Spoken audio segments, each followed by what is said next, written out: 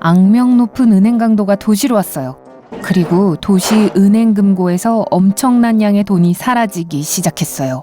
아무도 범인을 막을 수가 없었어요. 그들은 CCTV에 절대 잡히지 않았어요. 은행 보안관들도 수상한 건 보지 못했죠. 도둑에겐 딱 한 가지 이상한 점이 있었어요. 그들은 항상 이빨, 거미, 도마뱀이 그려져 있는 종이를 남겨두었어요. 무슨 암호였을까요? 그런데 몇 달 후 경찰은 용의자 3명을 체포할 수 있었어요. 그들은 펜투펜투씨, 투스파드양, 그리고 슈퍼히어로 씨였어요. 네, 어떤 사람들은 이상한 성씨를 갖고 있어요.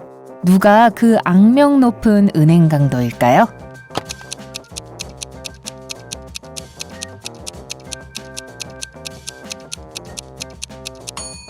투스파드 씨예요. 그녀가 계속 남기고 간 그림들은 그녀의 힌트였어요.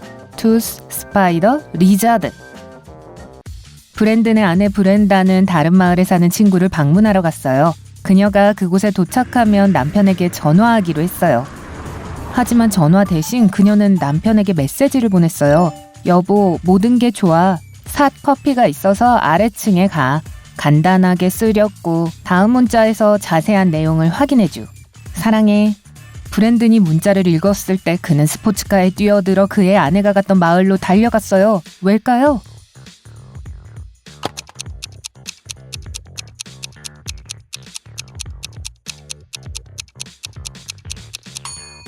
브렌다가 단순히 철자를 잘못 쓴 게 아니에요. 오타 글자들을 고쳐 쓰면 살려줘 라는 단어가 돼요. 누군가가 라슨 씨 사무실에서 굉장히 중요한 문서를 훔쳤어요. 일주일 후 경찰은 범인을 체포했어요. 에밀리라고 불리는 여자였어요. 그녀는 사흘 연속으로 조사를 받았지만 여전히 문서가 있는 폴더가 어디에 있는지 말하는 걸 거부했어요. 그때 몇몇 경찰관들이 그녀의 아파트를 방문했어요. 첫눈에 봤을 때 특이한 건 없었어요. 하지만 철저한 조사 끝에 그들은 문서가 어디에 있는지 알아낼 수 있었죠. 여러분도 할 수 있나요?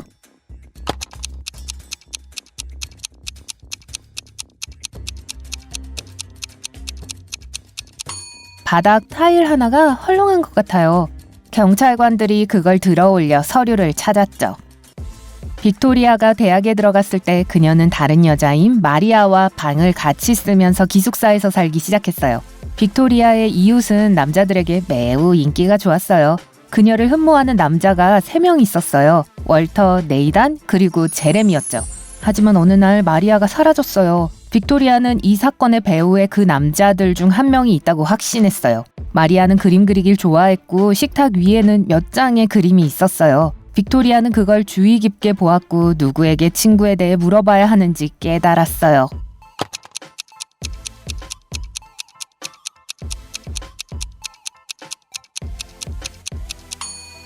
제레미가 분명 뭔가를 알고 있어요. 이 그림을 보세요. 자켓, 요요, 쥐, 지구, 로켓, 그리고 코끼리예요.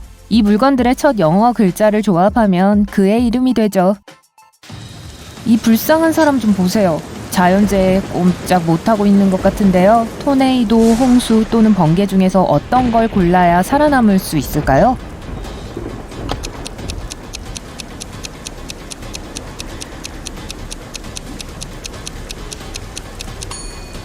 이 남자가 유일하게 찾을 수 있는 피난처는 등 뒤에 있는 높은 언덕이에요.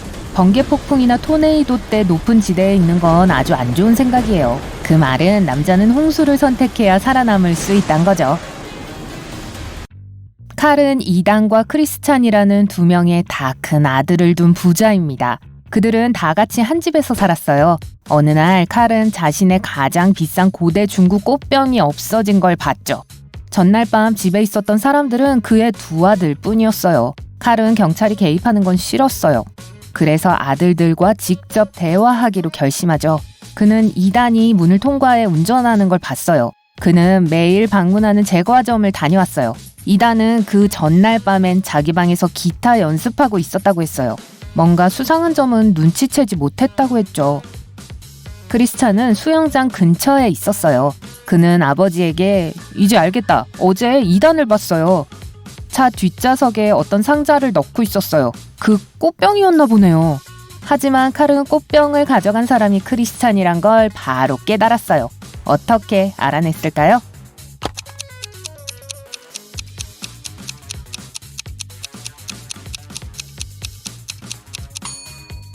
이단은 스포츠카를 몰아요. 좌석이 2개밖에 없죠. 그가 상자를 뒷좌석에 놨을 리가 없어요. 그 뜻은 크리스찬이 거짓말하고 있다는 뜻이죠. 잭과 데브라는 숲 근처 아주 작은 집에 살았어요. 어느 날 남자는 산책을 갔고 다시는 돌아오지 않았어요. 데브라는 경찰에 신고했고 그들은 그녀의 남편을 찾으러 갔어요.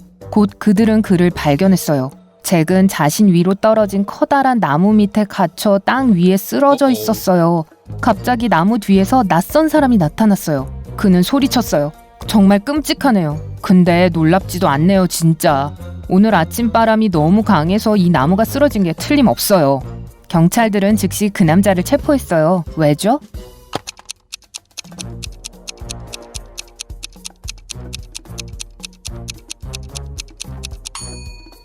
나무는 바람에 부러진 게 아니라 누군가가 자른 것 같아 보였어요.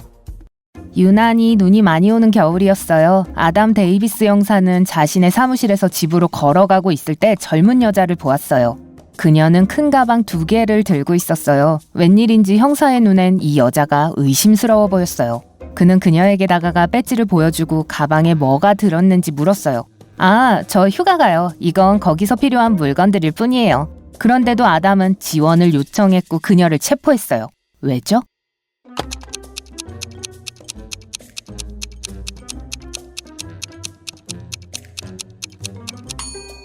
그녀의 발자국을 보세요. 그녀는 창문을 통해 집에서 나왔어요. 자기 집에서 나오긴 묘한 방법이네요. 그녀는 집에 침입한 게 틀림없고 가방에는 훔친 물건들이 들어있을 겁니다. 한 남자가 철로를 따라 걷고 있었어요. 갑자기 기차가 그를 향해 빠르게 오는 걸 봤어요. 하지만 선로에서 즉시 벗어나는 대신 그 남자는 다가오는 기차 방향으로 달리기 시작했어요. 기차가 매우 가까워졌을 때 그는 마침내 선로에서 뛰어내렸어요. 왜 그랬을까요?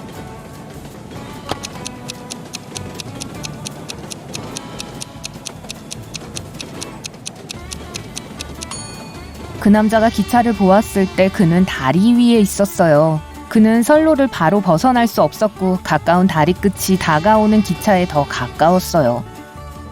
라이언은 밀러 씨의 집에서 보조요리사로 일하고 있어요. 어느 날 남자의 경쟁자는 라이언이 그 부유한 사업가를 독살하면 그에게 엄청난 돈을 지불하겠다고 약속했어요. 라이언은 요리사가 하루 휴가 낼 때까지 기다렸죠. 그런 다음 그는 온 가족을 위한 저녁을 만들었어요. 밀러 씨, 그의 아내, 그리고 그들의 2 아이까지요. 이들은 모두 각각 다른 음식을 주문했어요.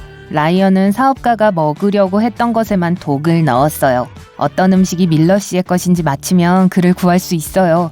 남자의 아내 도나는 채식주의라는 걸 명심하세요. 사업가는 고기를 좋아해요. 딸키라는 다이어트 중이에요. 그리고 에이미는 설탕을 먹을 수 없어요.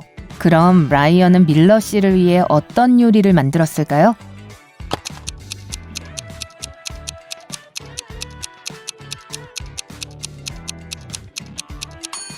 미트 소스를 곁들인 스파게티예요. 축하해요. 여러분이 밀러 씨를 구했어요. 4명의 소녀가 파티에 차를 몰고 가고 있었어요. 어느 순간 운전대를 잡고 있던 사람이 차를 제어하지 못하고 나무에 부딪혔어요. 다행히 차에 타고 있던 모든 사람들이 안전벨트를 매고 있었고 아무도 다치지 않았어요. 하지만 경찰이 도착했을 때 그 여자들 중 누구도 자신이 운전한 사람이란 걸 인정하지 않았어요. 경찰관들은 차를 살펴보고 주위를 둘러보았어요. 그리고 순식간에 그들은 어떤 소녀가 거짓말하는지 알아냈어요. 여러분도 알아낼 수 있나요?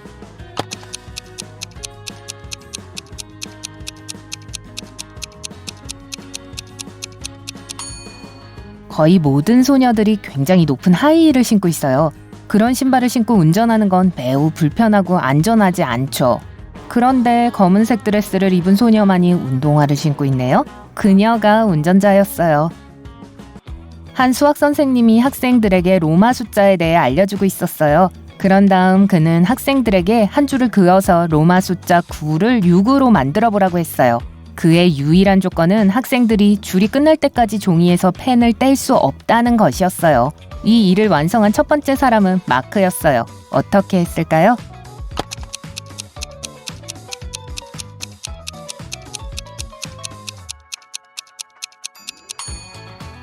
로마 숫자 9 앞에 S를 그려서 6를 만들었어요.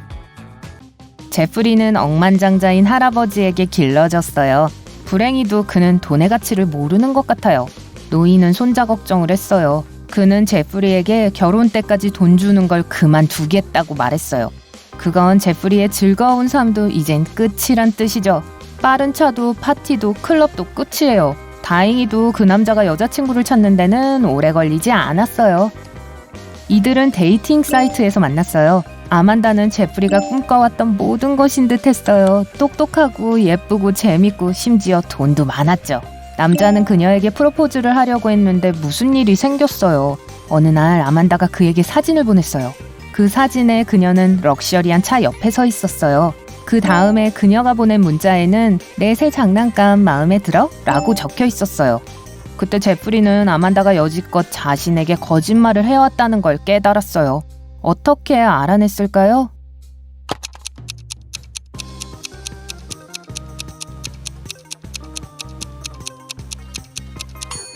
사진 속 그녀는 배지를 달고 있었어요. 그녀는 호화스러운 차를 사는 게 아니라 자동차 영업소에서 일하는 걸 거예요.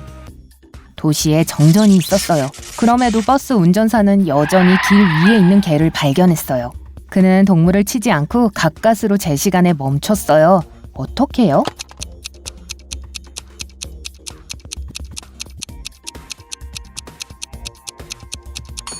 이 위기일발의 사건은 낮에 일어났어요. 이것은 깃털도 비늘도 몸통도 뼈도 없어요. 하지만 자체적으로 손가락과 엄지손가락이 있죠. 이것은 뭘까요?